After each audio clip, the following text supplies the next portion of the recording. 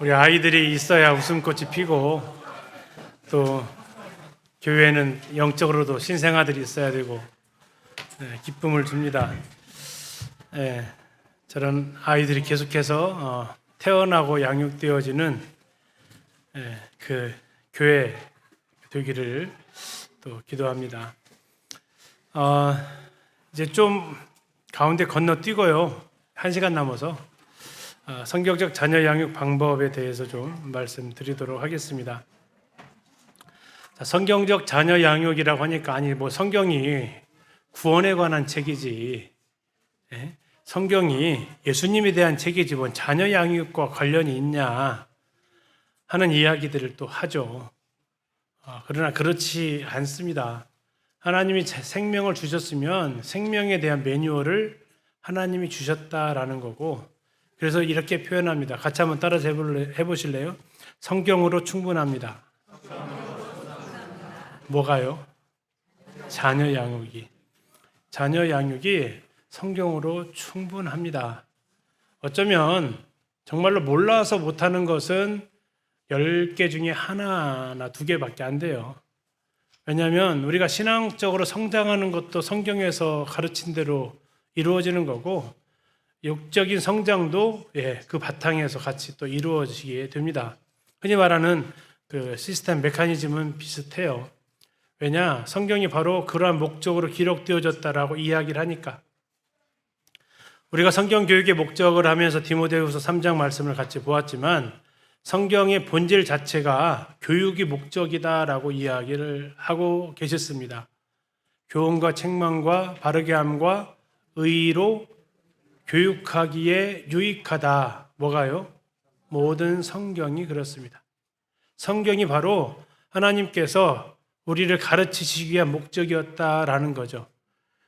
이게 성인뿐만 아니라 아이들도 마찬가지라는 겁니다. 그래서 성경에는 자녀 양육과 관련되어진 말씀이 참 많이 나옵니다. 성경이 직접적으로 자녀 양육을 할 것을 명령하고 있기도 합니다. 신명기 6장에서 그 명령을 하고 계시죠.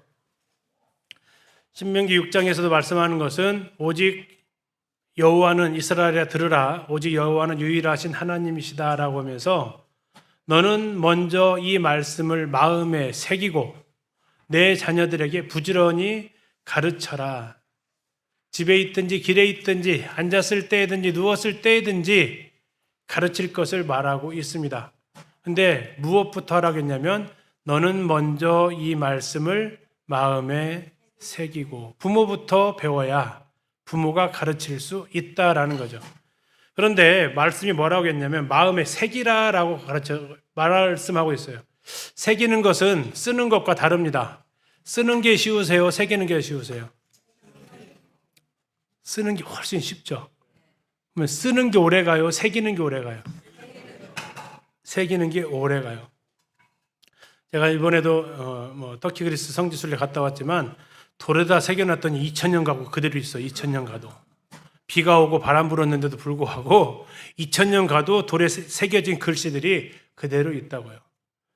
새겨진다라는 건 하나님 말씀, 변하지 않는 하나님의 말씀을, 변하지 않는 그 진리를 우리 자녀들한테 가르쳐라라는 거죠. 에베소서에서도 주의 교훈과 훈계로 양육하라고 말씀하고 있어요. 뭘로 가르치라고요? 주의 교양과 훈계로.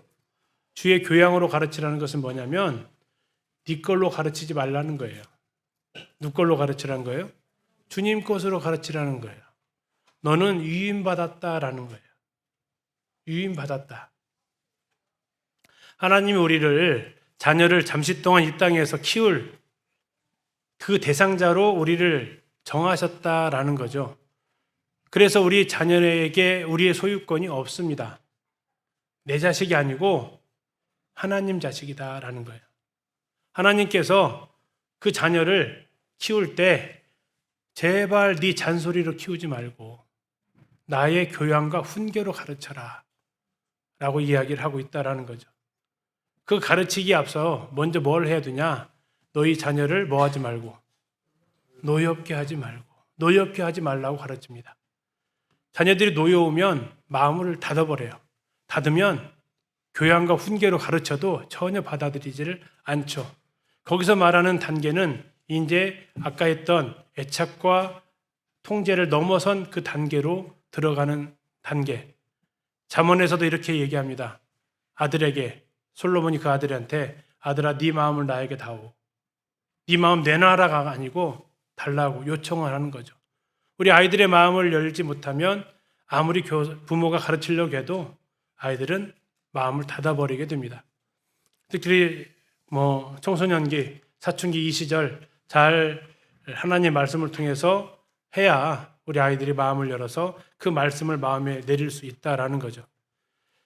이런 잠언에 나와 있는 그런 말씀들은 자녀 양육의 훌륭한 지침서이기도 하고요. 더 나아가서 성경에는 참 다양한 부모의 모습들을 보여줍니다. 실패한 사람이 많을까요? 성공한 사람이 많을까요? 보니까 실패한 사람이 좀 더 많아요. 실패한 부모들은 참 다양하게 예를 들 수 있어요. 누가 실패했게요? 다윗도 실패했죠. 그렇죠? 또요. 엘리도 실패했고요. 사무엘도 실패했고요. 또요. 그래서 나왔나요? 무자식 이상팔자라고. 성공한 사람 들으려면 별로 또 없네요. 누가 성공한지 아세요? 저 문하사의 아들 아몬이 성공했어요. 그렇죠? 아몬의 아들이 요시아거든요. 예, 아몬이 성공했네. 오, 이상하네. 그 개판으로 살았는데. 개판으로 살았는데, 성공했어. 그 밑에서 그게 나와. 쉽지 않은데. 예, 또 누가 성공했어요?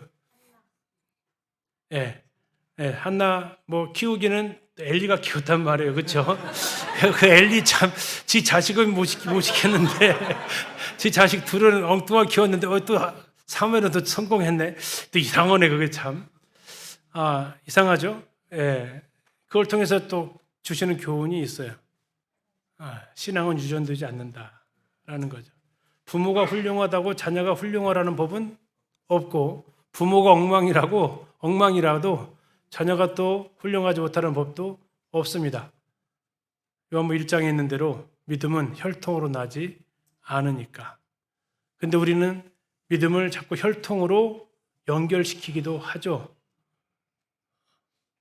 그러다 보니까 참 이 아이러니 속에서 혼란스럽기도 합니다. 자, 아무튼 성경에 나와 있는 이런 다양한 예들을 통해서도 우리가 지혜를 얻게 됩니다. 자, 성경적인 자녀 양육 방법, 첫 번째 우리의 관점의 변화입니다. 무슨 관점일까요? 자녀를 바라보는 관점부터 바꿔야 된다라는 겁니다. 자녀를 바라보는 관점, 또 자녀의 성장을 바라보는 관점, 자녀 교육이 얼마나 중요한지에 대한 그 관점부터 우리가 바뀌지 않으면 우리는 자녀 교육 방법으로도 어쩌면 들어가기조차도 못한다라는 거죠. 첫 번째, 하나님의 자녀관을 봐야 됩니다.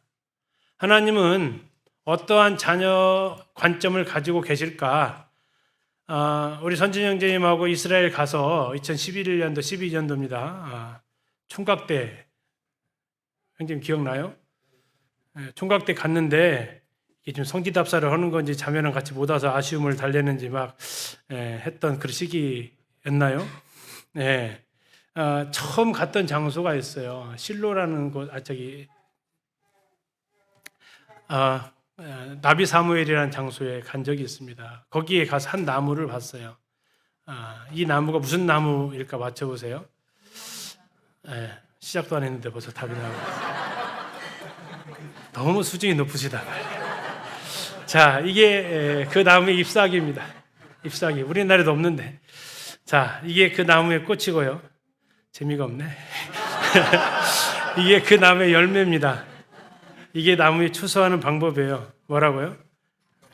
감람나무. 정확히 말하면 이제 올리브 나무죠. 중국 성경으로 번역하다 보니까 감람나무지만 감람나무랑은 좀 다릅니다. 정확히 표현은 올리브 나무인데 성경이 감람나무라고 되어 있으니까 그대로 갈게요. 주님께서 이렇게 자녀를 바라보라고 얘기를 하셨어요. 같이 한번 읽겠습니다. 시작. 내 식탁에 둘러앉은 자식들은 어린 감람나무 같으리로다. 자, 누구와 누가 같다는 얘기라고요? 자식하고 어린 감람나무하고 같다라는 거죠. 자, 이것은 공통점이 있다라는 거였습니다. 뭐와 뭐가요? 자식과 어린 감람나무가 공통점이 있다라는 거고, 그때 가이드가 알려줬던 것들을 정리를 좀 하겠습니다. 그리고 나서 저는 성지순례 첫날이었는데 나머지 안 봐도 된다. 그때 들어간 돈 본전 뽑았다라고 했습니다. 뭐 다 필요 없다. 이거 하나만. 그때가 제 생애가 40살 때 갔는데 내 생애 후반기를 어떻게 보낼까 주님한테 기도하면서 갔는데, 이 교훈을 주님 앞에 받으면서 뭐 앞으로 하는 것은 다 보너스다 하는 그런 마음이 들었어요. 우리 선정님이 아직 아기가 없을 때니까 어땠는지 모르겠지만, 저는 아이를 키우고 있었던 상황이라서, 아들 셋을 낳았던 상황이라서 어떤 심정이었는지 더 피부에 와 닿았습니다. 첫 번째, 그 가이드가 해줬던 이야기입니다. 어린 감람나무와 자녀는 무슨 공통점이 있느냐? 4가지를 이야기를 해줬습니다. 첫 번째입니다. 늦게 성장한다. 어린 감람나무가 어른 감람나무가 되어서 열매를 맺어서 그 열매가 상품성을 얻을 때까지는 적어도 20에서 30년 정도, 중간 잡아서 25년 정도는 지나야 열매다운 열매, 상품성 있는 열매를 수확할 수 있다라는 것이었습니다. 자, 깁니까? 짧습니까? 길어도 너무 깁니다. 감나무만 심어도 3년이면 열매를 따는데 이 25년을 기다려야 된다라는 거였어요. 그리고 좀 여유 있게 기다리면 30년 정도는 기다려야 된다라는 거였습니다. 포도나무 밭에 심겨진 무화과 나무는 3년이면 열매를 따도 되는데, 3년 만에 열매 안 나오니까 잘라버리라 라고 주님 말씀하기도 했는데, 이 감람나무는 태생 자체가 25년 정도는 자라야 된다라는 겁니다. 주님 좀 솔직히 좀 깁니다 싶었습니다. 깁니다. 그런데 왜 주님이 다른 많은 나무가 아니라 25년이나 되는 이 감람나무에다가 자녀를 비유하셨을까라는 거죠. 주님이 저에게 하셨던 말씀이 그거였습니다. 기다려라. 자녀 교육에 있어서 절대적인 첫 번째 원칙은 기다려라. 어떻게? 여유를 갖고. 여유 갖고. 새 아들이 사춘기를 보낼 때 어쩌면 저를 견딜 수 있게 해준 말씀이기도 합니다. 그래, 25년이 아직은 남았다. 25년이 아직은 남았다. 우리 큰아들이 내년이 돼야 25년이 되는데, 내년이 돼야 대학을 졸업할 것 같긴 한데, 봐서는 30년은 기다려야 될 것 같은데, 25년 기다렸는데 5년 자녀 교육에 있어서 기다림의 여유의 중요성을 보여주는 본문입니다. 빨리 컸으면 좋겠죠. 솔직히 그랬습니다. 저만 할 때는 제발 걸어만 다녀라 좀. 진짜 걸어만 다녀도 좀 훨씬 낫겠다. 빨리 전만 좀 기저귀만 떼라 좀. 짐이 그러면 그냥 확 줄어버리겠다. 별 생각들을 다 해보는 시기죠. 주님 말씀하시는 것은 참 아이는 늦게 성장한다. 사람처럼 참 연약한 게 없다. 저도 농촌에 살아서 소가 새끼 낳는 거 봤거든요. 소가 새끼 나서 지가 걸어 다닐 때까지 얼마 걸릴까요? 바로 걸어요. 바로 걸어. 다리가 4개인 이유가 있는가 봐. 바로 걸어 다녀. 사람은 다리가 2개밖에 안 돼가지고 바로 걷지도 못해. 드디어 첫발 뛸 때 얼마나 그렇게 좋아해. 와, 드디어 애가 뒤집기 했어요. 막 신나해. 오래 걸려요. 학교 다니고 재학가림 할 때까지 참 오래 걸립니다. 그래서 주님이 감람나무에 비유하신 것 같아요. 오래 갑니다. 제가 그 조카들을 집에 데리고 있을 때가 있었어요. 저희 집에 제 형님 자녀들을 이렇게, 제가 전주 살잖아요. 형님은 시골에 사시거든요. 시골에 사는 자녀들을 전주로 유학 보내셨거든요. 그래서 저희 집에서 데리고 있을 때가 있었어요. 지금 시집가고 장가고 다 했지만 데리고 있었는데, 그 아이들이 이제 고등학교를 전주에서 다녔단 말이에요. 우리 얘기뿐만 아니라 남의 집 얘기까지 다 하네 이제. 예, 데리고 다녔는데 눈에 거슬려요. 아기가 행동하는 것이 눈에 좀 거슬려요. 근데 이게 잔소리를 하려고 했다가 막 올라왔다가 눌러요. 왜 눌렀을까요? 와, 데리고 있다가 유세하네? 그런 얘기 들을 것 같아요. 와, 작은 아빠 딱 같이 있다고 진짜 유세하네? 이런 얘기를 뭐 대놓고는 하지 않겠지만 그런 심정으로 들릴 것 같아. 그래서 요만큼 올라왔다가 참고 정말 그를 여러 번 무슨 일로 그랬는지는 지금 전혀 생각이 안 나요. 근데 하여튼 그런 부분들이 있었어요. 왜냐하면 또 데리고 있다 보니까 그 부담감도 있잖아요. 약간 잘 생활해야 되는데 또 그렇지 않으면 또 거기에 대한 또 부담도 있어서 근데 기다렸어요. 왜? 아까 말씀하신 대로 내 자식 아니니까 기다릴 수 있었어요. 내 자식이었으면 말했을 거예요. 분명히 했을 거예요. 근데 형님의 자녀들이고 내가 또 데리고 있다 보니까 데리고 있다는 걸 유사하려고 막 이렇게 그 얘기 들을까봐 오히려 더 곁길로 갈까봐 더 조심해지게 되고 안 하게 되더라고요. 그런데 얼마 지나니까 흔히 말하는 대로 거슬리는 게 사라졌어요. 그 애도 부모 떠나서 얼마나 좀 자유롭고 싶었겠다 싶기도 하고 아무튼 되더라고요. 잔소리 한마디도 안 했거든요. 이게 뭐냐? 기다려주는 거죠. 뭐 가지고? 여유 가지고. 아까 했던 대로 내 자식 아니니까. 더 나아가면 지금 내 자식은 내 자식이냐라는 거죠. 하나님 자식이잖아요. 그러면 하나님 만져주세요 하고 기다릴 줄 아는. 그래도 그렇게 많이 안 가더라고요. 그래서 그 기다림에 대한 중요성을 배우게 되었습니다. 두 번째입니다.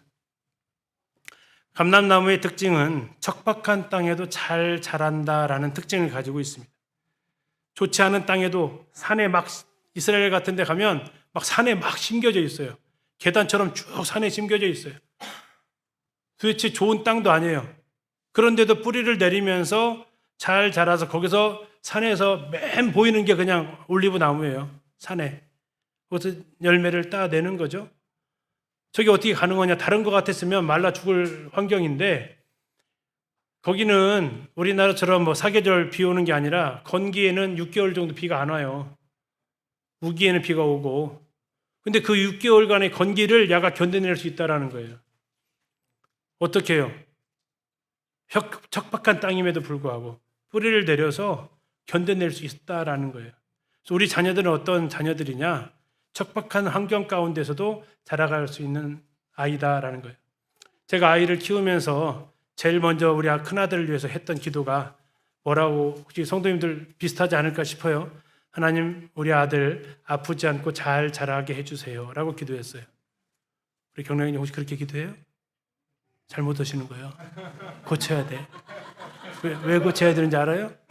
절대 그 기도는 응답이 안 돼. 키워보신 분들은 다 알아. 안 아프고 크는 애기는 하나도 없어요. 정말 흔히 말하는 1도 기도 응답이 안 됐어. 저희 큰애가요. 제가 처음 들어본 질병 가와사키라는 병 들어보셨어요? 아, 그래요? 동병상련입니다. 우리 큰아들이 돌잔치를 못했어요. 돌날 병원에서 그 1살짜리가 가와사키 걸려서 병원에 입원해가지고 생일을 맞았어요. 큰애가 돌잔치를 못했어요. 그래서 5번째까지 돌잔치 하나도 안 했어요. 공평하잖아. 가와사키라는 병을 처음 알았어요. 혹시 성도님들 자반증이라는 거 아세요? 자반증 아세요? 네, 막 다리부터 막 이렇게 막 반점이 생겨가지고요, 막 뼈에 뭐 영향을 준대요. 근데 갑자기 자반증이 걸린 거예요. 처음 알았어요. 대전으로 어린이 캠프 가 있는데 갑자기 전화 왔어요. 여보, 교통사고 났어. 지나가던 그 승용차 바퀴에 우리 아들 다리가 지나가 버렸어요. 지나가고 있는데 이모가 불렀대요. 강혁아 했더니 얘가 가다가 그냥 갔으면 됐는데 괜히 뒤돌아봤다가 예, 이 산은 애가 그냥 갈 줄 알고 갔는데 애가 갑자기 뒤돌아가지고 이렇게 하니까 예, 바퀴가 눌렀대요. 전화 왔어요. 바퀴에 발이 깔렸다고. 그래가지고 잠깐만 기다리세요. 이제 캠프 맡기고 병원에 왔죠. 다행히 다친 데는 없었어요. 예. 분명히 안 아프게 해달라고. 안 아프게 해달라고. 정말 그렇게 기도했었는데, 근데 놀라운 것은 지금은 저보다 체격이 더 크고요. 제 옷을 지가 입고 다니고요. 어떤, 갑자기 얘가 전국 청년 캠프 사회 보는데 갑자기 제가 낯익은 옷을, 제가, 그 애가 입고 있고, 예, 아빠 보고 살쪘다고 뭐라고 하던 녀석이 거의 옷을 같이 입고, 그 상태가 됐어요. 안 아픈 게 아니라 아팠어요. 그런데 그 뒤로 깨달았어요. 네 기도가 잘못됐다. 안 아픈 게 중요한 게 아니라 뭐예요? 아픔을 이겨낼 수 있어야 된다라는 거죠. 그래서 그 다음부터는 그 둘째부터는 기도 바꿨어요. 예, 안 아프게 해주세요라는 기도를 안 해요. 어차피 응답 안 될 거라니까. 아팠을 때 이겨내게 해주세요, 하나님. 우리 아이가 좋은 환경 가운데서만 자라나는 법은 없잖아요. 좋지 않은 환경 가운데 자랄 수도 있어요. 그러나 거기에서도 우리 아이가 적응할 수 있도록 우리가 기도를 해야 되죠. 언제껏 계속 환경 탓만 할 수는 없다. 가끔씩 부모님들로부터 항의 전화 받아요. 짝꿍 좀 바꿔주세요. 그 애하고 잘 안 맞아요. 전화가 와요. 심한 경우에는 찾아오기도 하세요. 어지간하면 설득을 하는데 안 맞는 아이하고도 같이 생활해 보는 것을 배우는 곳이 학교라고 설득을 해보는데 도저히 스트레스를 너무 받을 경우에는 이제 어쩔 수 없지만 근데 그거 자체를 너무 힘들어해요. 그것이 아니라 어려운 가운데에서도 이겨낼 수 있는 아이로 성장하게 해주세요 하는 그 마음으로 하나님은 그래 네 아이들은 어린 감람나무 같기를 그 좋은 포도가 자라는 그런 윤택한 곳이 아니라 그 산간에 돌 천지인 그 산에서도 자랄 수 있는 나무 그게 바로 감람나무다. 너희 자녀들이 우리 영적인 환경이 앞에서 말씀드렸잖아요. 학교나 사회나 우리 아이들이 성장하는 이 영적인 환경은 너무나도 척박합니다. 이곳에서 잘 성장할 수 있는 나무가 뭐라고요? 감람나무라고요. 우리 아이들이 그렇게 성장할 수 있기를.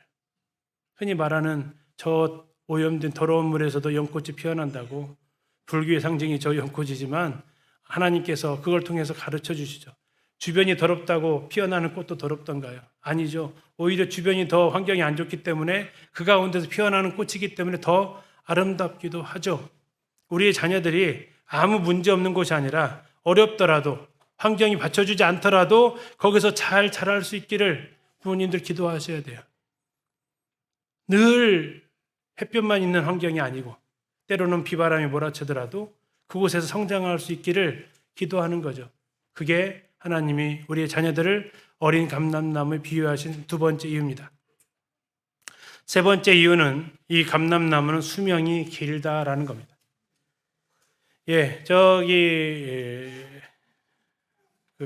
이라크인가 사우디아라비아 그쪽에 가게 되면 3,000년 된 감람나무도 있다고 합니다. 근데 놀라운 것은 그 열매는 지금도 열매를 내고 있다라는 거죠. 이스라엘에 가면 겟세마네 동산 옆에 그 올리브 나무들이 있습니다. 어떤 사람들은 2,000년 됐다고 하는데 예수님이 이 나무 밑에도 기도했을 것이라고 하는데 그건 조금 부풀리신 것 같고 대략 그래도 1,000년 정도는 됐다라고 이야기를 합니다. 그 겟세마네 동산에 있었던 그 감람나무가. 그리고 여전히 무성한 열매를 맺습니다. 왜요? 대기만성 들어보셨잖아요. 크게 들 그릇은 듣게 된다고. 25년을 기다렸더니 어떻게 해요? 3,000년 돼도 열매를 맺어간다면 기다려볼 만하지 않습니까? 우리 아이들이 인생에서의 반짝인 그 80인생을 살아가는 게 아니라 영원한 삶, 영원히 잘 사는 삶, 하나님 나라에서 영원한 세계에서의 그 복된 삶을 살 수 있는 아이, 이 땅이 전부가 아니고 하나님 나라에서 몇천 년이 지나도 아니 영원히 하나님과 함께 그의 생명을 누릴 수 있는 그 삶, 그게 바로 감람나무다. 너희 자녀들이 그와 같이 되기를. 그 감람나무들이 그냥 짧은 세상 반짝이고 끝나는 인생이 아니라 주님 나라에까지 영원히 하나님 앞에서 복된 자가 되기를. 그게 너의 자녀가 되기를. 그게 어린 감람나무니까. 끝으로 감람나무는 버릴 것이 하나도 없습니다. 이 터키, 그리스, 이스라엘에 가면 자주 먹는 게 올리브나무 열매입니다. 이게 왜 잘 먹냐? 터키, 그리스나 가게 되면 오리엔테이션 때 제가 이제 가끔씩 하는 얘기인데요. 거기는 물은 석회수 물입니다. 심지어는 그 화장실에서 양치하려고 물을 받아놓고 한 분이 물을 다 비워야 되는데 안 비우고 이렇게 놨어요. 그리고 다음날 아침에 가서 봤더니 그 유리컵 밑에가 하얀해. 물을 많이 받아놓은 것도 아니야. 한 반컵 남았는데 하얀해. 이게 뭘까요? 석회가루예요, 석회가루. 그걸 깜짝 놀란 거죠. 저거 양치하다가 넘어갔으면 이제 석회가 넘어간 거죠. 그러면 우리야 계속 물 사 먹는데 이스라엘 사람들 야채는 물로 생수로 안 씻을 거 아닙니까? 그럼 결국 그 침전물들 다 어디 있겠어요? 묻죠. 근데 그걸 어떻게 씻겨 내려간다고요? 올리브 먹으면 그것이 그 가루 같은 걸 묻어가지고 다 내보낸다고요. 그래서 결석이 생기지 않대. 하나님이 그 환경에 맞게 식물을 준비하신 거죠. 그래서 그 올리브 기름을 정말 많이 먹습니다. 샐러드에다가 한국은 비싸가지고 쬐끔쬐끔 부으시는데 거기는 어차피 다 공짜니까 식당에 가셔가지고 막 부어서 막 거의 샐러드 반 오일 반반 부어서 막 드세요. 뭐 좋아요. 거기는 워낙 풍성하니까 괜찮죠. 자, 그렇게 하는데 그럼 끝나냐? 안 끝난다라는 거죠. 그건 지금 두 번째 한 거고 첫 번째 하게 되면 그 성전에 쓰는 그런 또는 약으로 쓰는, 그래서 그 강도 만난 자 발라줄 때 기름을 부었다라는 게 올리브 기름 붓는 부분이거든요. 그래서 약용이나 이런 쪽으로 제일 먼저 1차 올리브유를 씁니다.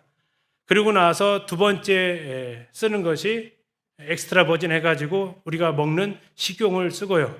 세 번째 쓰여지면 이제 연료로 씁니다. 공업용 연료로. 네 번째는 사료로 씁니다. 다 갈아가지고 동물의 먹이로 써요. 다시 말하면 이 올리브 나무는 하나도 버릴 데가 없다라는 겁니다. 우리 아이들이 균형 잡힌 성장을 함으로 잘 자라서 예수님께서 자라가셨던 것처럼 그 키와 그 지혜가 자라가며 하나님과 사람에게 더 사랑스러워 가시더라 라는 그 온전한 인격체의 모습으로 정말 버릴 거 하나 없이 우리 아이가 하나님 앞에 살아가는 그 삶. 올리브나무는 저건 버릴 데가 하나도 없느니라. 그게 바로 너의 자녀가 되기를. 우리가 기다려만 준다면 우리 아이들은 성장이 갈 것입니다. 그 아이가 좋은 환경이 아니라 척박한 환경에서도 자랄 수 있기를 우리는 기도합니다. 이 세상에서의 짧은 인생에서 반짝이는 그 삶이 아니라 영혼을 내다보고 살아갈 수 있는 자녀가 되기를 축복합니다. 그리고 지혜와 키가 성장하고 하나님과 사람에게 사랑스러워가면서 지적으로, 신체적으로, 정서적으로, 사회적으로, 영적으로 균형 잡힌 성장을 할 수 있기를 우리는 기도하게 됩니다. 이게 하나님께서 어린 감람나무를 통해서 보여주신 내가 너희의 자녀를 이 관점으로 보고 있다. 그러면 우리의 관점이 하나님의 관점으로 전환되어져야 된다. 우리 자녀를 볼 때 처음 말씀드렸던 것처럼 부모의 양이 안 차요. 부모를 흡족하게 만족시키는 자녀는 아마 이 지구상에 없었을 거예요. 그러나 하나님의 눈으로 보시면 그건 지금 내가 잘못된 기대를 하고 있었던 거죠. 하나님께서는 우리 자녀를 이렇게 보신다는 겁니다. 어떻게 해요? 사랑하고 좋아하신다고요. 두 번째는 자녀들이 균형 잡힌 성장을 해야 된다. 아까 말씀드렸던 올리브 나무의 두 번째 관점이죠. 우리 아이들이 균형 잡힌 성장을 할 수 있도록 예수님이 어떻게 성장하셨는지 누가복음 2장의 말씀입니다. 아이가 자라며 강하여지고 지혜가 충만하며 하나님의 은혜가 그의 위에 있더라. 이게 누가복음 2장 40절 말씀입니다. 다시 말하면 이게 누가복음 2장 40절은 예수님께서 12살 이전까지의 성장입니다. 그리고 나서 41절부터 나와 있는 것은 예수님께서 12살 되시던 해에 예루살렘에 올라가시던 기사가 기록되어져 있고, 마지막 이 52절에는 이렇게 얘기합니다. 12살부터 30세까지의 삶입니다. 예수는 지혜와 키가 자라가며 하나님과 사람에게 더욱 사랑스러워 가시더라. 여기에 보면 강조점이 달라져 있는 걸 볼 수 있습니다. 12살 이전까지는 아이의 신체적 성장을 먼저 이야기하고 있죠. 자라고 강하여집니다. 근데 12살 이후부터는 지혜의 성장부터 먼저 이야기를 하고 있습니다. 그 다음에 키고요. 그 다음에 하나님의 은혜가 그의 위에 있다라는 건 12살 이전까지는 하나님과의 관계 중심이라면 12살 이후의 삶은 하나님뿐만 아니라 누구와의 관계도, 사람과의 관계도 중요한 요소가 된다라는 모습이죠. 그래서 하나님의 은혜가 그의 위에 있다라는 건 집에서 키우던 그 시절이고, 흔히 유대인들로 말하면 성인식이 지난 이후에는 사람까지 포함되어져서 하나님과 사람에게 사랑스러워 가시더라가 아니라 더욱 사랑스러워 가시더라. 성장이 일어나고 있다라는 겁니다. 사람과의 사랑을 사회적 성장이라고 하고 하나님과의 사랑을 영적 성장이라고 할 때 이 성장이 꾸준히 일어나고 있다라는 거죠. 그래서 자녀들의 균형 잡힌 성장은 신체적인 성장, 또 정신적인 성장, 지혜가 자라고 있고, 같은 단어가 오자가 나왔네요. 사회적인 성장입니다. 끝으로 영적인 성장이 이루어졌다라는 겁니다. 그래서 데살로니가 전서에서 이렇게 얘기하죠. 평강의 하나님이 친히 너희를 온전히 거룩하게 하시고 또 너희의 온 영과 혼과 몸이 우리 주 예수 그리스도께 강림하실 때에 흠없게 보존되기를 원한다. 뭐가요? 너희의 온 영과 혼과 몸이, 강조점이 영이고 혼입니다. 그리고 이 영과 혼을 담고 있는 몸이 또 온전하게 되기를 기도하고 있다라는 거죠. 이것에 비추어서 우리 자녀들의 균형 잡힌 성장을 좀 살펴보면, 첫 번째, 몸이 건강해야죠. 이게 어렸을 때의 습관입니다. 그래서 부모님들은 이것에 대해서 상당히 많이 또 아이들한테 강조를 하시기도 합니다. 균형 잡힌 식사할 수 있도록, 규칙적인 생활을 할 수 있도록 적당한 운동을 하고, 또 시력을 위해서 텔레비전이나 또 책 보는 거, 또 치아를 위해서 양치하는 거, 또 바른 자세로 책 보는 거, 이런 것들이 가르쳐져야 됩니다. 무시할 상황이 아니고요. 이것은 우리 아이들이 키가 자라가셨다라고 하신, 자라며 강하여지고 하셨던 그 말씀을 통해서 우리 아이들의 이런 바른 성장이 필요하다라는 걸 먼저 생각하시고, 그러나 이게 또 전부가 아닙니다. 두 번째는 뭡니까? 정신적 성장이 필요하다라는 겁니다. 지혜가 커졌다라고 얘기를 하죠. 지혜가 성장하셨다라고 얘기합니다. 이건 정신적인 부분입니다. 이건 어떻게 키워집니까? 신체적인 성장이 식사를 통해서 이루어진다면 정신적인 성장은 그들이 보고 듣는 것을 통해서 이루어진다라는 겁니다. 책이나 텔레비전, 영화, 인터넷, 게임, 음악, 다양한 문화를 아이들이 접하면 그것이 학습되어진다라는 거고요. 앞에서 말씀드렸듯이 보고 듣는 것은 그 사람 속으로 들어간다라는 겁니다. 결국 우리 아이들이 몸의 건강을 위해서 좋은 식단이 필요한 것처럼 정신적인 건강, 정서적인 건강을 위해서는 우리 아이들이 보고 듣는 것을 잘 가려 주셔야 된다. 왜? 분별력이 아직은 없는 나이이기 때문에 그렇습니다. 세 번째는 뭡니까? 사회성의 성장입니다. 사람에게 사랑스러워 가셨다라는 주님의 모습이죠. 초등학교를 치고 나서 청소년기를 지날 때 가정에서 양육되어진 그 방식은 이제 비로소 사람과의 관계 속에서, 공동체 속에서 성장을 이루어가게 됩니다. 나 혼자 집에서 왕자가 아닌 것을 학교 들어가면 알게 됩니다. 내가 똑똑한 줄 알았더니 학교 갔더니 더 똑똑한 아이들이 많다라는 것도 알게 되죠. 때로는 거기서 화도 내기도 하기도 합니다. 그러나 함께 어우러질 수 있는 것이 중요하다라는 것을 배워야 되고 교회에서 그런 부분들에 대해서 또 신경을 써 주셔야 되죠.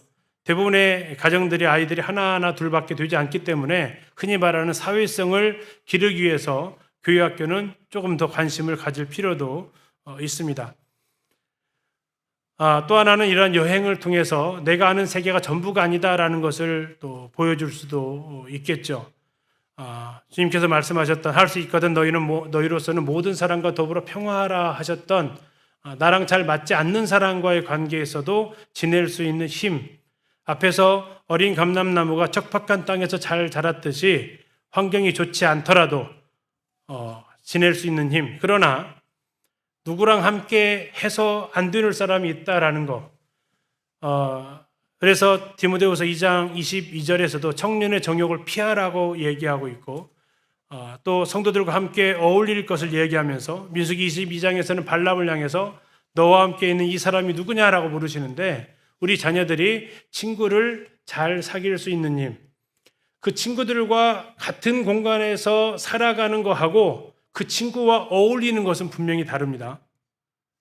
나랑 맞지 않는 사람하고 그 속에서 생활에 갈 수 있는 것 필요하지만 그렇다고 해서 그 사람 따라다니면서 온갖 것 나쁜 것 다 배우고 다니라는 게 아니라는 거죠. 그래서 함께 다니면서 좋은 영향을 서로 주고받을 수 있는 그 사람을 함께 생활할 수 있는 그런 사회성이 필요한 시기입니다. 끝으로 영성입니다. 영성의 근본은 하나님 경외와 하나님 사랑입니다. 마가복음에서 말하고 있는 크고 첫째 되는 계명은 여호와를 사랑하는 거고 둘째는 사람을 사랑하는 것이다라고 얘기하는데 하나님 사랑하는 것이 그 바탕이 되어져야 한다라는 거죠.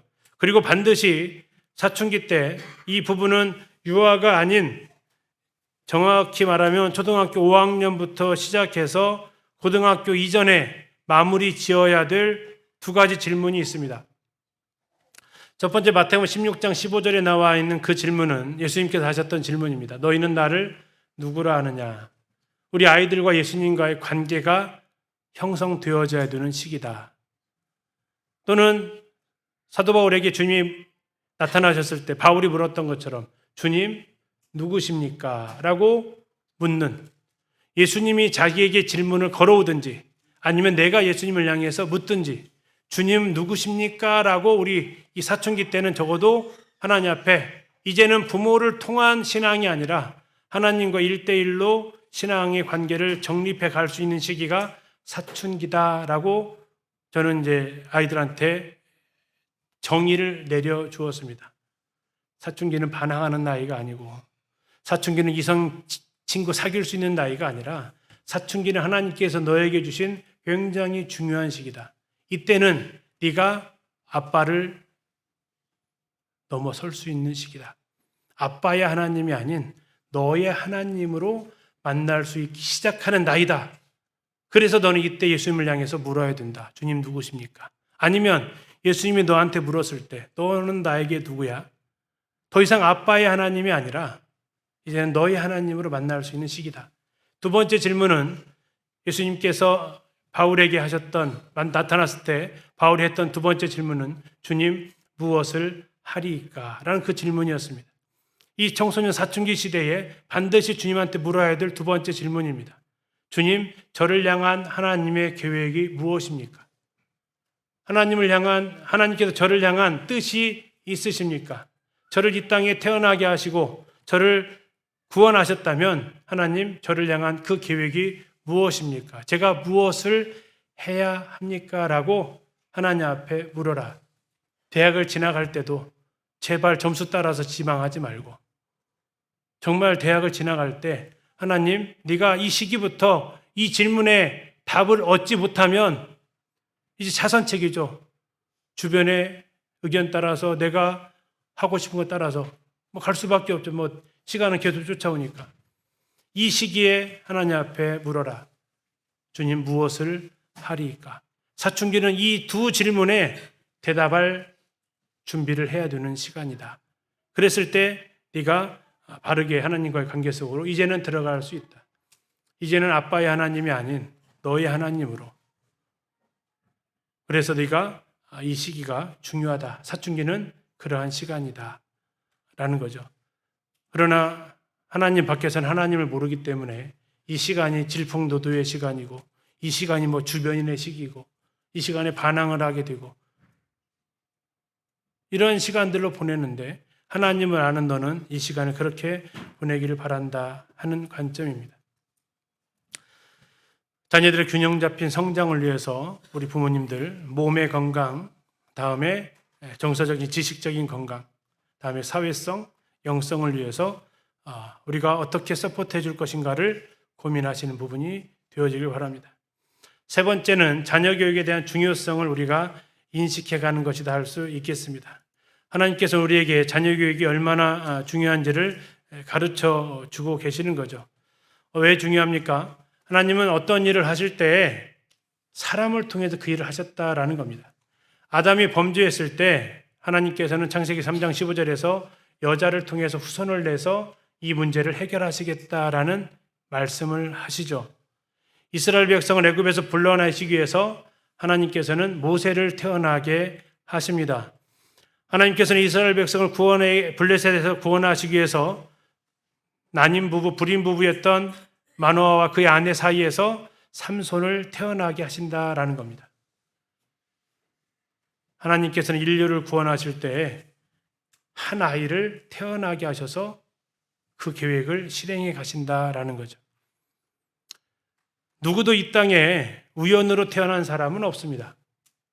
우리 자녀들 또한 하나님의 놀라운 계획 가운데 있다라는 사실을 우리는 기억합니다.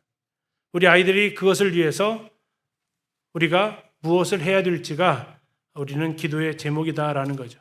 한나가 아이가 낳고 싶었지만 그 아이가 이스라엘의 영적 어둠 가운데에서 이끌어낼 지도자가 될 줄을 알았겠습니까?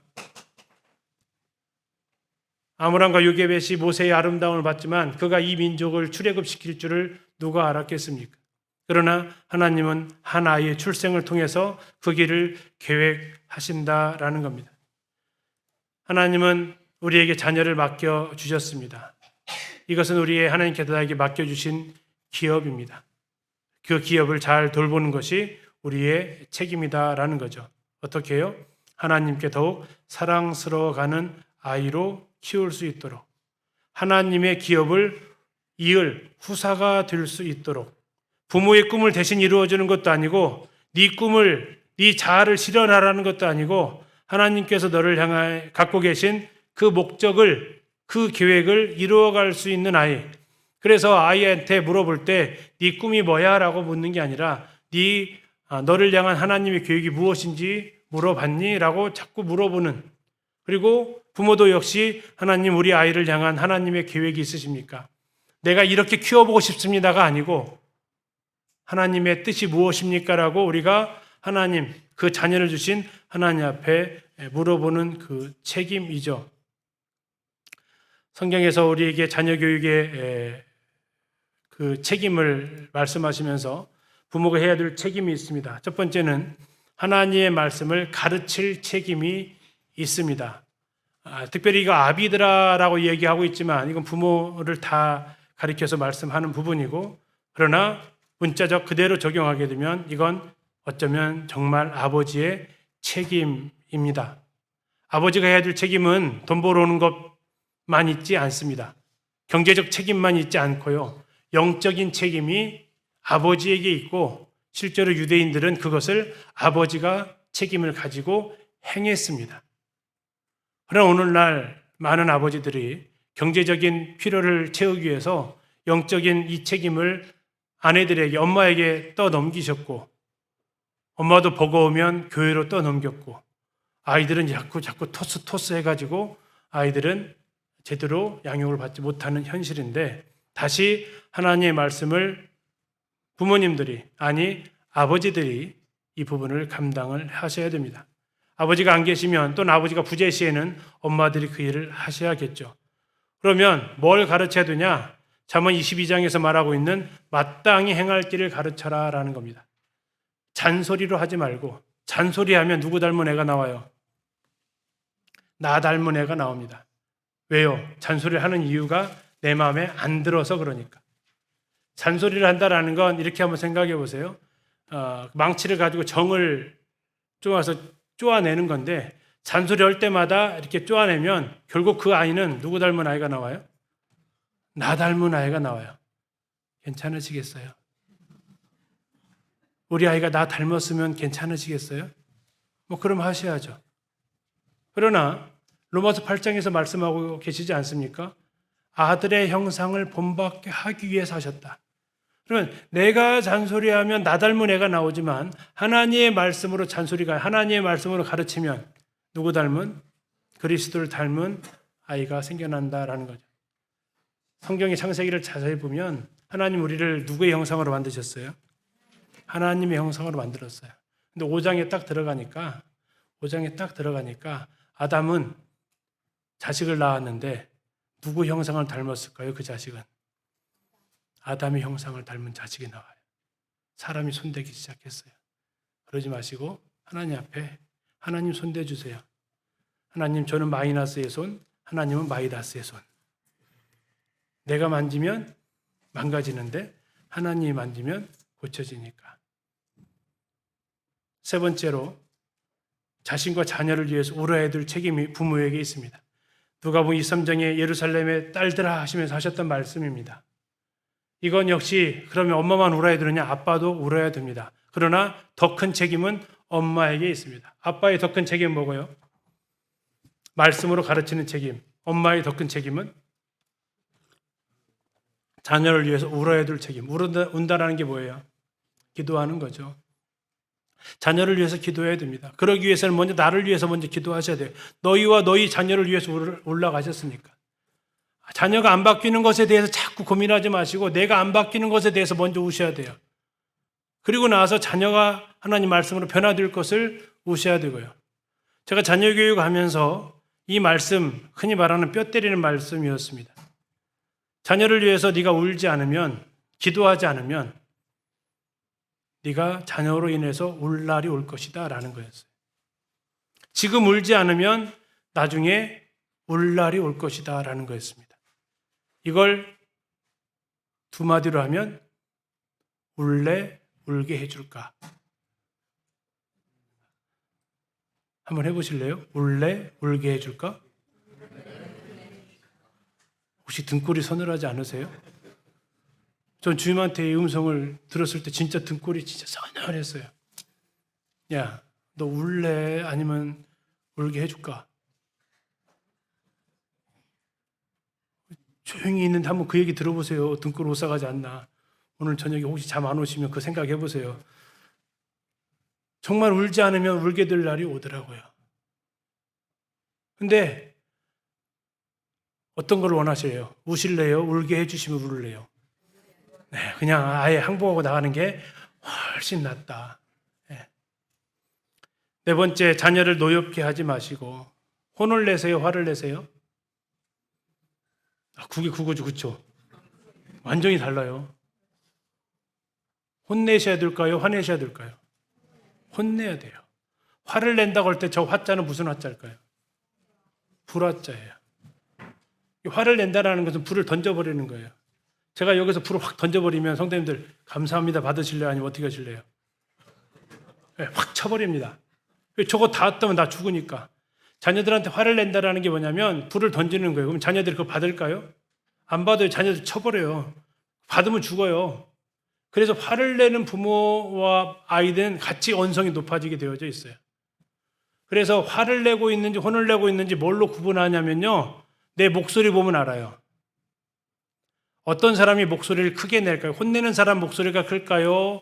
화내는 사람 목소리가 클까요? 오, 잘하시네요. 보통 언성 높아진 사람은 화내고 있어요, 이미. 혼내는 사람은요, 목소리 톤이 높아질 일이 없어요. 흔히 말하는 대로 조금 밟아요. 네, 조금 언성 높일 필요 없어. 차근차근 얘기해요. 근데 화내면 이미 논리적인 건 다 사라졌고 감정적인 말이 나오게 됩니다. 버릇없이 말이야. 말대꾸는 했었고, 내가 엄마 말 안 듣고 네가 뭘 한다고 이렇게 막 감정적인 단어를 계속 막 퍼부어요. 혼내는 사람은 그렇게 하지 않아요. 네가 뭐 잘못했고, 이건 왜 잘못됐고, 이때 네가 어떻게 했어야 됐고, 이걸 차근차근 얘기해줘요. 이건 아이를 좀 혼내는 거예요. 그래서 목소리가 높아졌다. 이미 지신 겁니다. 죄송하지만 이미 졌어요. 아이한테 졌다라는 게 아니고 자녀 양육 방법에서 지신 겁니다. 두 번째는 아까 말씀드린 대로 주의 교양과 훈계로 양육하셔야 됩니다. 잔소리로 아니고 주의 교양과 훈계로 양육한다라는 건 위임받은 권위라는 뜻입니다. 네 걸로 하는 것은 내 자의로 하는 거라면 주의 교양과 훈계는 위임받았다라는 겁니다. 위임받았다. 주님의 것으로 가르치기 때문에. 예를 들어 대통령이 대사를 파견하면 그 대사는 자기 생각 가서 얘기해야 돼요. 대통령한테 받은 걸 얘기해야 돼요. 자기 생각 말하고 다니면요. 소환됩니다. 너 이리로 들어와. 내가 언제 그 얘기했어? 너 그 말 한 적 없잖아. 대사는 대통령이 하라는 거 하는 거지 네 마음대로 하는 게 대사가 아니야. 그건 대통령이야. 주님이 말씀하시는 겁니다. 왜 네 걸로 자꾸 가르쳐? 내 교양과 훈계로 가르쳐. 위임받은 거야. 그럴 때 자녀들이 그 말을 안 듣는 것은 부모 말을 안 듣는 게 아니고 누구 말을? 하나님 말을 안 듣는 것이 돼요. 우리의 권위가 있는 게 왜 부모의 말에 권위가 있냐면 주님께로부터 위임받았기 때문에 권위가 있어요. 내가 너를 낳아서 권위가 있는 게 아니고 하나님께로부터 위임을 받았기 때문에 거기서 권위가 생겨요. 장로들의 권위도 마찬가지예요. 장로들의 권위가 어디서 왔냐? 하나님께서 그 일을 하셨기 때문에 사도행전에서 말씀하고 있는 대로 하나님께서 그 권위를 주셨기 때문에 그 권위가 있는 건데 그 하나님의 말씀이 아닌 개인의 생각으로 하게 되면 이미 권위를 잃어버린 거예요. 누구로부터? 주님께로부터 권위를 잃어버린 거예요. 부모가 됐든 교회 장로가 됐든 하나님이 주신 그 권위가 있기 때문에 그걸 가지고 양육하는 거죠. 훈계하는 거죠. 그래서 우리가 주님 앞에 그러면 주님 어떻게 가르칠까라고 물어봐야 되잖아요.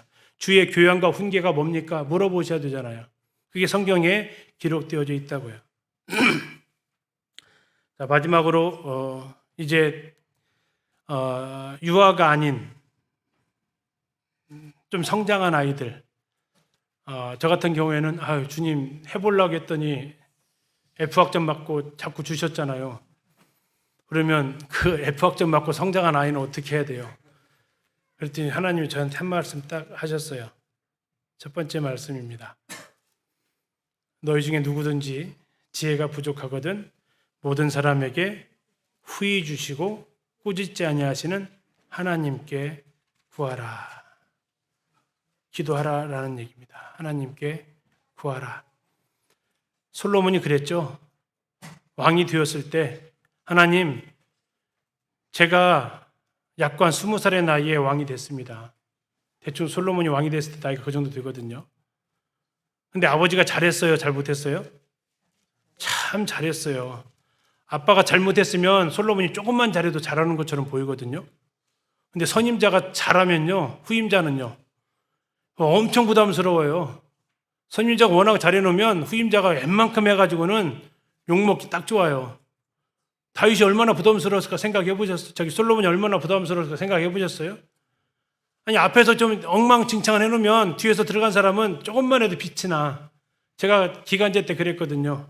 앞에 계신 선생님, 체육 선생님 후임으로 제가 들어갔어요. 2개월 20일간. 근데 앞에 있는 체육 선생님이 수업을 어떻게 하셨냐면 안하공을 했어요. 혹시 안하공이 뭔지 아세요? 안하공 있다. 이걸 안하공이라고 그래요. 시간마다 안하공 있다, 축구공, 안하공 있다, 피구공 오면서 던져주고 선생님은 이제 앉아가지고 누구 다치는 애 없나 이렇게 보셨대요. 근데 저는 그때 신규로 가서 처음 하면서 체육 수업을 FM대로 했거든요. 그러니까요, 조금밖에 잘하지 않아요. 신규가 뭘 했으면 얼마나 잘했겠어. 그 다음 인기가 높아졌다니까요. 안하공 안 하니까. 근데 만약에 그 선생님이 수업 엄청 잘했으면요. 진짜 초짜 티나네 그랬을 거예요. 솔로몬이요, 아빠가 너무 잘했다고요. 근데 자기가 이제 왕을 하게 생겼어요. 얼마나 답답했겠어요. 그래서 솔로몬이 이렇게 얘기하잖아요. 아버지 다윗을 대신하여 왕이 되게 하셨사오나 종은 누구라고요? 작은 아이입니다. 출입할 줄 알지 못합니다. 누가 주의 이 많은 백성을 재판할 수 있겠습니까? 듣는 마음을 종에게 주시옵소서. 주의 백성을 잘 재판하고 선악을 분별하게 해 주시옵소서라고 얼마나 간절히 기도했겠어요. 우리가 할 수 있는 거 주님한테 기도하는 겁니다. 하나님, 어떻게 이 아이를 기르고 어떻게 행해야 됩니까? 주님 가르쳐 주십시오라고 기도부터 하셔야 됩니다. 내 아이가 벌써 초등학생이 돼버렸고 중학생 사춘기 지나는데 더 이상 내 말도 안 타는데 하나님 어떻게 해야 됩니까? 라고 하실 때 하는 기도이죠. 그때 주님께서 하셨던 그 음성이었습니다. 사람들이 예수께 만져주심을 바라고 자기 아기를 데리고 왔습니다. 제자들이 보고 꾸짖었습니다. 그때 예수님이 말씀하시죠. 어린아이들이 내게 오는 것을 용납하고 금하지 말라. 하나님의 나라가 이런 자의 것이다. 아까 우리 예배 시간 어떤 형제님이 이런 내용 비슷하게 감사하시던데, 사람들이 예수께서 만져주심을 바라고 데리고 왔습니다. 방법은 하나입니다. 만져주면 변합니다. 누가? 주님이. 만져주면 변하는데 어린아이니까 변했겠죠. 근데 마태복음에 더 놀라운 게 있습니다. 예수께서 이 말씀하실 때에 한 관리가 와서 절하며 말합니다. 예수님, 내 딸이 죽었습니다. 근데요, 죽었는데요, 죽을 것 같은 게 아니라 죽었는데요, 오셔서 그 몸에 손을 얹어주세요. 그러면 살아납니다. 죽었다는 얘기는 때는 늦었다라는 거 아닙니까? 죽기 전에 오셔서 고쳐주세요라고 보통 이야기하잖아요. 근데 주님한테 부르는 거예요. 죽었다고요. 주님 죽었는데 죽었어도 주님 오시면 살아날 거라고. 저 마리아 마르다는 이야기하잖아요. 주님 여기 계셨다라면 오라비가 죽지 않았을 거라고.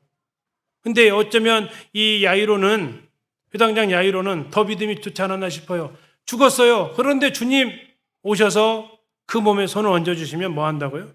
살아난다고요. 우리에게 있는 소원함이죠. 하나님 제가 망쳐놨네요.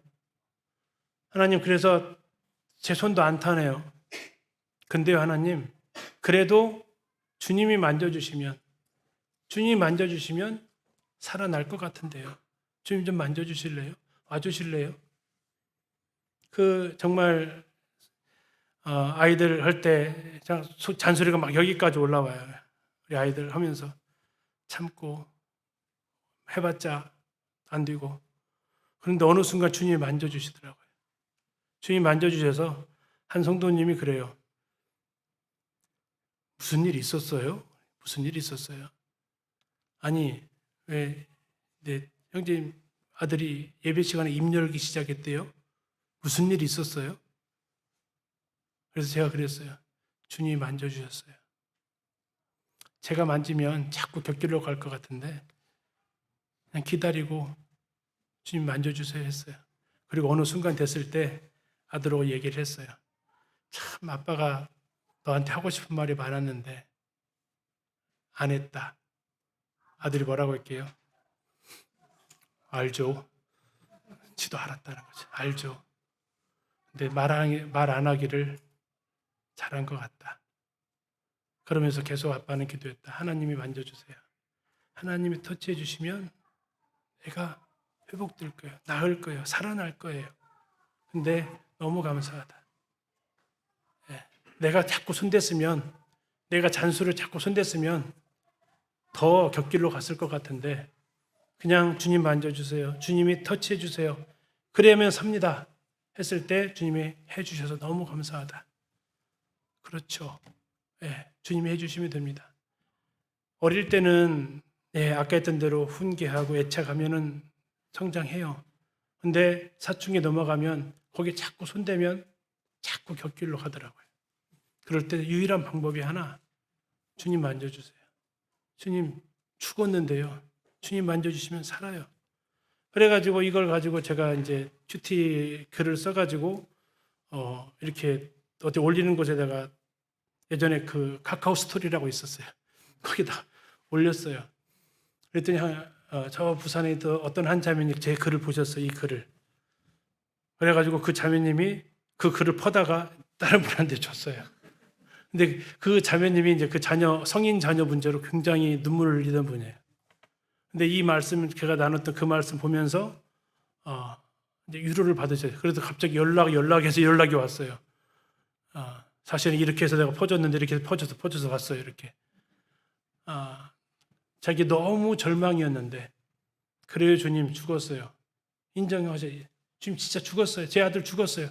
이미 내 손을 떠나버렸어요 주님. 근데 제 손은 미치지 못해도 주님 손은 미칠 수 있잖아요. 주님의 손은 거기에 닿을 수 있잖아요. 주님 손 한번 내밀어 주세요. 주님 한 번만 만져주세요. 한 번만 만져주시면 제 아들 살아나지 않겠습니까? 그분의 기도가 바뀌셨대요. 상황이 바뀐 건 아니에요. 상황이 전혀 아이가 뭐 회개했다는 게 아니고 주님 만져주시면 되겠구나. 이제 포기하지 않겠다고. 그 뒤로 어떻게 됐는지 연락은 못 받았지만 주님 포기하지 않겠다고. 주님이 한 번만 만져주시면 아이가 살아날 수 있다고. 그래 주님 앞에 나아갑니다. 기도합니다. 내 자녀가 지금 내 손에 미치지 못하는 곳에 살고 있을지도 모릅니다. 그러나 주님 한 번만 만져주시면 살겠나이다. 와서 좀 만져주십시오 하면서 우리가 주님 앞에 나아가기를 소원하게 됩니다. 성경적 자녀 교육 무엇일까? 결국 제가 찾은 정답은 혈통으로도 안 되는구나. 네. 또 내가 아무리 의지를 해보려고 해도 안 되는 부분이구나. 결국 이 아이는 하나님 앞에 맡기는 거고 하나님 앞에 내어드리는 거고 다만 나는 나에게 주어진 그 책임을 포기하지 않고 하는 거다. 하나님이 내가 힘들다는 거 하나님 아신다. 너는 힘드냐? 나도 힘들었다. 그래서 내가 네 마음 안다. 그러면 다만 포기하지는 말아라. 나한테 맡겨볼래? 내가 만져줄게. 그리고 주님 앞에 기도로 나아가고 주님 만져주셔서 회복되어지기를. 내가 의도치 않았지만 상처받았던 아이들 마음 주님 만져주세요. 그러면 살아나겠나이다 하는 그 심정으로 주님 앞에 나아가는 것. 주님, 아이가 변하지 않는 게 고민이 아니라 내가 변하지 않았던 게 더 큰 문제였습니다라고 나아가는 것. 내가 주님 앞에 먼저 무릎 꿇을 때 우리 자녀들도 주님 앞에 무릎 꿇게 하신다라는 것. 그래서 나도 살고 우리 아이도 살고 우리 가정이 살아날 수 있다라는 것을 깨닫게 된 부분들입니다. 긴 시간 함께 해주셔서 감사드립니다. 감사합니다.